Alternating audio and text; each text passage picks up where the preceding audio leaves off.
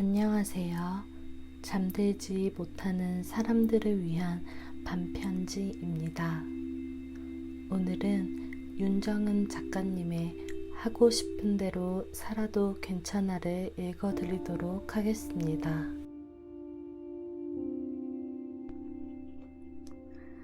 안 좋은 일이 몰려올 땐 재수없게 우르르 몰려온다. 지루한 견딤에 목이 타 말라갈 때쯤에 돼서야 좋은 일 하나 던져주고 뭐 살다 보면 좋은 일 더 생길지도 몰라 견뎌볼 테야 하고 약 올리는 인생에게 지고 싶지 않다. 이런 꽃 같은 인생, 견디기 버거운 일이 올 때마다 말한다. 피고 지고 피고 지는 꽃처럼 화사한 빛을 뽐내려면 뿌리 내리도록 기다려야 하는 시간이 필요하니 힘든 일이 생길 때마다 조만간 이걸 자양분으로 예쁘게 필 꽃을 상상하며 견딘다. 사는 것 참 꽃 같다 하고 말하면 생이 아름답게 느껴진다. 오늘의 고단함도 내일은 시들어 새로운 꽃이 필 것만 같다. 꽃같이 살자. 말하는 대로 이루어질 테니 꽃 같고 꿈 같은 그런 인생이 펼쳐질 테니 일이란 과연 내게 어떤 의미일까? 좋아하는 일을 하며 사는 행운을 누리고 있지만 때론 일이 나인지 내가 일인지 구분이 안 될 때가 있다. 직장인으로 살 때보다 더 많은 시간을 들여 작업하고 있지만 피곤함보다는 시간 부족에 대한 아쉬움이 크다. 올해로 글을 쓴 지 22년, 작가로 살아온 지는 10년이 됐다. 한때 글이 나를 먹여 살려줄 거라 기대하다 실망하던 시기도 있었고, 원하는 글과 현실의 글감이 달라 좌절하던 시기도 있었다. 글값으론 한 달 생활비를 충당하기에 턱없이 모자라 어떻게 살아야 하나 고민하며 울기도 많이 울었다. 그 와중에도 놓지 않은 건 꾸준하게 글을 쓰고 공모전에 응모하고 책을 출간하는 일이었다. 이상과 실력의 차이를 인정하며 쓸 수 있는 글을 썼다. 분야가 전혀 다른 칼럼 의뢰가 들어와도 충실하게 주제에 맞추어 글을 써주었고 글값으로 먹고 살기 힘들 땐 강의를 했다.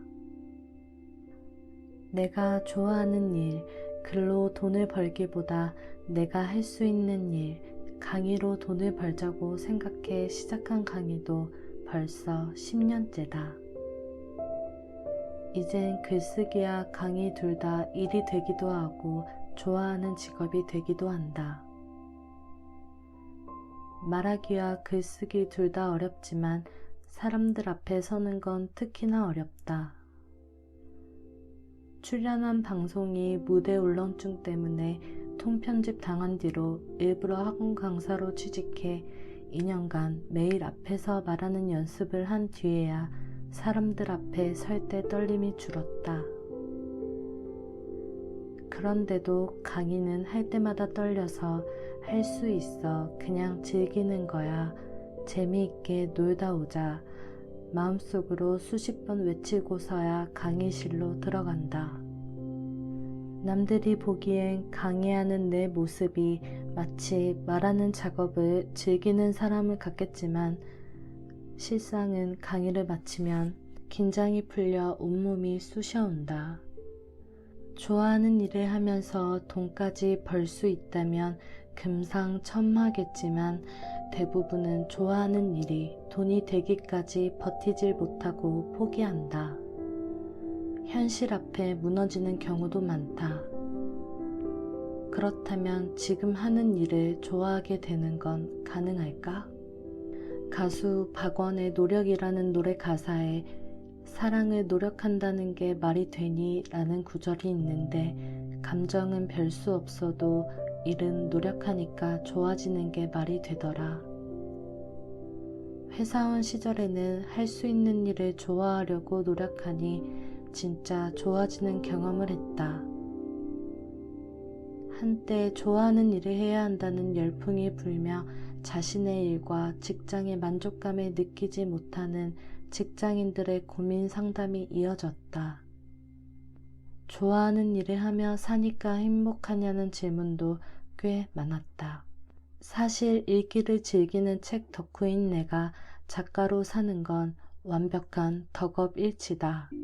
이를 유지하기 위해선 직장에서 다닐 때보다 서너 배는 더 노력해야 하고 경제적으로 불안정할 수 있다는 전제가 따르지만 그런 것들을 기꺼이 감수할 만큼 좋아하는 일을 하며 사는 삶이 좋다. 좋아하는 일을 하면서도 생활을 안정적으로 만드는 게 올해의 목표다. 모든 사람이 좋아하는 일을 하며 살 순 없는데도 좋아하는 일을 하며 살지 못하면 어떻게 되나요? 라는 물음에 나는 하는 일을 좋아하려고 노력해 보든가 퇴근 이후 좋아하는 일을 통해 스트레스를 해소하려고 노력해 보라고 답한다. 뭔가 무책임하고 무미건조한 대답 같지만 과연 다른 방법이 또 있을까? 아이 셋을 둔 외벌이 가장이 가수가 되고 싶다고 해서 40이 넘은 나이에 회사를 때려치우고 자기 꿈에 도전하는 건 무모한 짓이라는 걸 우린 알고 있다. 차라리 오랜 시간 손에 익은 일로 돈을 벌어 쌀을 사고 적금을 붓고 세를 내면서 가수가 되고 싶어하는 사람들을 위해 음반을 내주는 보컬 트레이닝 학원을 다니든가 직장인 밴드 활동을 하며 갈증을 해소하는 편이 생활에 위협을 주지 않는 현실적인 방편일 것이다. 그런데도 좋아하는 일을 하며 살고 싶다는 열망은 쉬이 식지 않는다는 걸 안다. 그래서 공기업에 다니면서 좋아하는 옷을 만들어 블로그 마켓을 여는 지인도 있고 스타트업을 창업해 직장 생활과 병행하는 이도 있다. 레고 덕후였는데 장난감 회사에 입사해 좋아하는 것과 직업이 일치된 이도 있고 게임에 빠져 살다가 게임 회사에 들어가 게임 개발자로 사는 이도 있다. 아트 디렉터가 카페를 열기도 하고 재미로 블로그를 하던 이가 파워 블로거가 되어 SNS 마케팅 전문가로 활동하기도 한다. 좋아하는 일을 하며 돈을 버는 게 가능하기도 하지만 취미가 일이 되면 좋아하던 일을 미워하게 될 수도 있다. 당신에게 일은 어떤 의미일까? 우리에게 일은 어떤 의미일까? 일이 나를 대변해 줄 수 있을까? 만일 일이 나를 대변하는 걸 원치 않는다면 남은 인생을 위해 무엇을 찾아야 할까? 관성에 젖어 의식 없이 일만 하며 지냈다면 지금 이 순간 고민해봐야 할 문제다. 재수 없으면 200살까지 살 수 있다는 동영상을 보았다. 인간 수명 200살이 현실이라면 오늘 하는 일만 하며 살아가기엔 남은 날들이 너무나 많다. 내가 좋아하는 일을 하며 돈을 버는 행위를 50대에도 시작해도 늦지 않는 장수시대. 하는 일을 좋아하건 좋아하는 일을 하건 하루에 가장 많은 시간을 할애해야 하는 게 일이니 일의 의미에 대해 차 한 잔 앞에 두고 차분히 생각해 보면 좋겠다. 어떤 일에 집중하기로 했다면 한눈 팔지 않기로 결심하기에도 지금이 딱 좋은 시기니까. 명절 연휴 친정에 온 가족이 모였다. 올해 초등학교에 입학한 조카가 나름 누나라고 치호랑 놀아주는 걸 보니 귀여워서 피식 웃음이 났다. 별명이 날쌘돌이인 치호는 식사 시간에도 여기저기 돌아다니며 참견한다. 교대로 치호를 돌봐야 하니 남편이 먼저 식사를 한 뒤 내가 밥을 먹는다. 식사가 끝나고도 남편이 치호를 돌보자 조카가 물었다. 이모가 바빠서 이모부가 치호 돌보는 거 도와주는 거예요? 순간 머리가 띵했다. 치호는 우리 가족이잖아. 이모랑 이모부가 치호를 함께 탄생시켰어. 그러니까 이모부가 육아를 도와주는 게 아니라 같이 하는 거야. 어린 조카에게 대답하며 어떻게 해야 이 아이들의 시대엔 그런 인식이 바뀔 수 있을까 생각했다. 여자들이 맞벌이를 하면서도 집안일과 육아까지 전담하는 경우가 많은 현 상황을 개선하려면 가장 먼저 여자들의 의식이 바뀌어야 하고, 이를 가정과 사회에서 마찰 없이 현명하게 해결하려는 부단한 노력도 필요하다. 가사와 육아는 도와주는 개념이 아니라 함께해야 하는 일이다. 물론 한쪽이 생계를 위해 일을 하고 한쪽은 살림과 육아를 전담하기로 했다면 평화롭게 각자의 역할을 수행하면 된다. 지금까진 사회 통념상 여자는 집에서 살림을 하고 남자가 밖에 나가 돈을 버는 형태로 가정이 유지되는 경우가 많았지만, 우리 조카가 성인이 될 가까운 미래엔 지금보다 여자들의 사회 진출이 더 활발해질 것이다. 그때에도 활발하게 사회 진출을 하던 여자들이 결혼하고 아이를 낳으면 직장에서 부당한 대우를 받고, 육아휴직을 쓸 때마다 눈치를 보고 아이를 맡길 곳이 없어 전전긍긍하다 결국 퇴사하게 되는 슬픈 현실이 되풀이되고 있을까? 지인 중에 아내가 생업을 위해 돈을 벌고 남편이 가사와 육아를 전담하는 부부가 있다. 물론 그녀가 아이 돌보기나 집안일을 전혀 하지 않는 건 아니지만 가사와 육아에 있어선 전적으로 남편 역할이 더 크다. 남편이나 아내 같은 용어적 편견에 휩싸이지 말고 우리 아이들의 시대엔 여자건 남자건 결혼 이후 주어진 버거운 삶의 무게에 어느 한쪽만 휘청거리지 않았으면 좋겠다. 함께 집을 마련하고 아이를 양육하는 서구 문화를 부러워만 하지 말고 우리 아이들 시대엔 그런 삶이 현실화되길 바라본다. 여자이기 때문에 받게 되는 제약들이 말고 여자라서 가능한 일들이 훨씬 많아지기를. 글을 쓰는 직업을 가져서일까, 감수성이 좀 더 발달해서일까, 가벼운 조울증, 우울증, 공황장애 같은 증상이 간혹 찾아온다.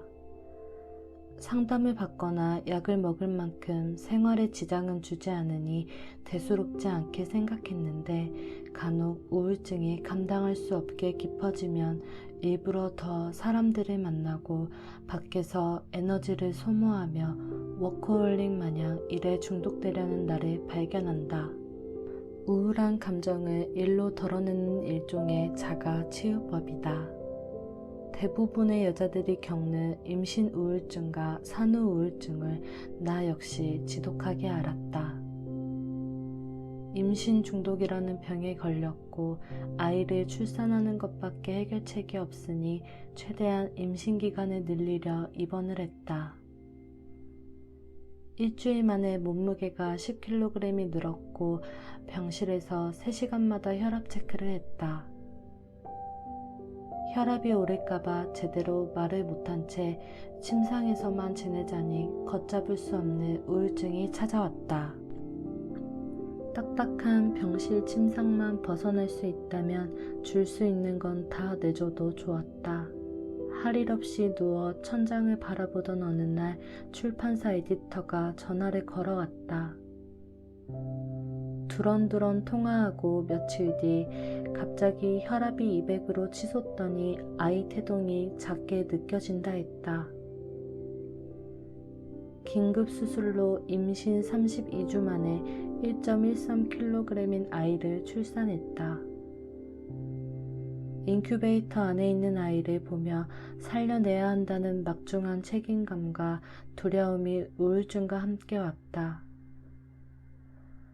그렇게 작게 태어났으면서도 자가호흡을 하는 치호를 보며 산소호흡기 치료를 받지 않아도 되는 것이 감사해 아이 앞에선 씩씩해지려 애썼다. 산후조리원을 나와 집으로 오던 날 그토록 집이 낯설게 느껴질 수가 없었다.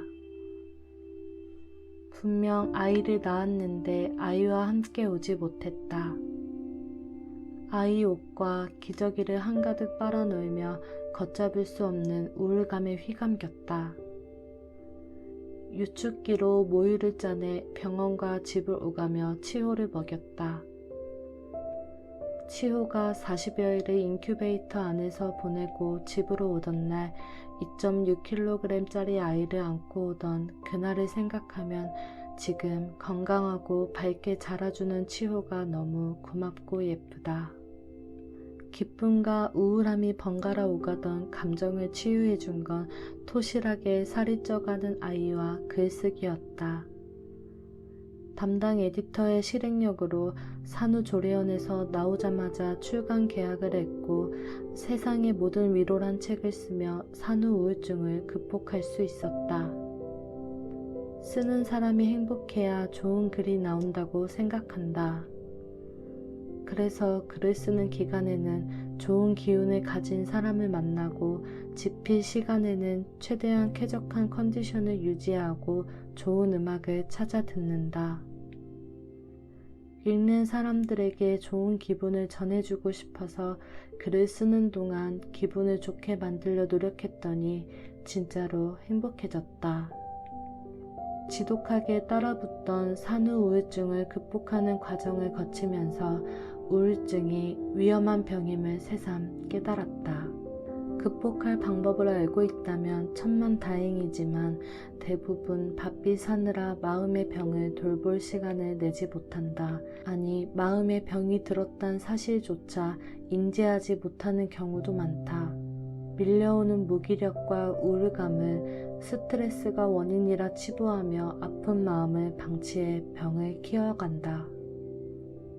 지인 중 여럿이 우울증과 공황장애를 앓고 있다. 하루는 공부만 하던 K가 벤처기업 창업 후 공황장애를 알아 모든 걸 놓고 싶어 한다는 소식을 전해 들었다.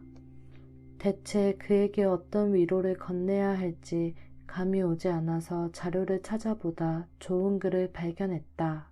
친구나 가족이 대수롭지 않게 던진 위로의 말에 우울증 환자들은 더 큰 상처를 받을 수 있다며 중앙일보가 소개한 우울증 환자에게 하면 안 되는 위로의 말 6가지. 정은혜 기자님의 기사다. 첫 번째 말은 힘내. 이미 힘을 낼 수 없을 정도로 마음의 동력을 상실한 상태이기 때문에 그보다는 힘들었겠다 정도의 호응이 더 도움이 된다고 한다.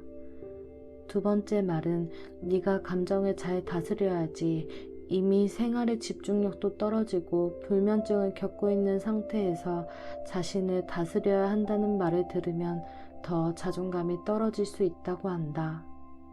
세 번째는 가족을 생각해다. 조언하는 이의 의도와 다르게 자신을 책망하는 결과로 이어질 수 있기 때문이다. 이 외에도 긍정적으로 생각해. 네가 생각하기에 달렸어. 어떤 심정인지 알아 등의 이야기는 경험해보지 않은 우울증을 과소평가할 수 있어 조심할 것을 전문가는 권한다. 또 그런 경우 우울증에 걸린 사람의 이야기를 들어주는 것이 더 중요한 만큼 조언자가 자신의 이야기만 늘어놓아서도 안 된다. 미국 존스 홉킨슨 대학 정신의학 및 신경학과 교수인 아담 캐플린 박사에 따르면 우울증의 원인과 증상은 제각각 다르기 때문에 이런 사람들에게서 서툰 위로의 말을 건네는 것보다는 그들의 이야기를 가만히 들어주는 편이 낫다고 한다. 기사를 읽으며 전적으로 공감했다. 상대방이 경험해보지 않은 일에 대해 버거움을 토로하다 남들도 다 그렇게 살아란 말에 한순간 입과 마음이 동시에 닫힌 경험이 최근 내게도 있었다. 남들도 다 그렇게 살겠지만 이번 생에 이런 경험은 처음이라 어찌해야 할지 막막하고 버거운 상황에서 유난 떨지 말라는 식의 조언은 독이 된다. 차라리 그렇구나. 정말 힘들었겠다라며 말없이 안아주고 공감해주는 따뜻한 눈빛이 100배는 고맙다. 주변에 누군가 우울증이나 공황장애를 앓고 있다면 섣부른 위로의 말보다 힘찬 도닥임과 공감을 해주자. 현대인들에겐 감기 같은 병이라지만 앓는 이는 작은 스침조차 몹시 아플 테니까. 내일 K를 만나면 어설픈 위로의 말을 건네기보다 따뜻한 밥을 사주면서 그가 하는 이야기를 들어줘야겠다. 때론 정신과 치료보다 따뜻한 말 한마디가 사람을 살리기도 하니까.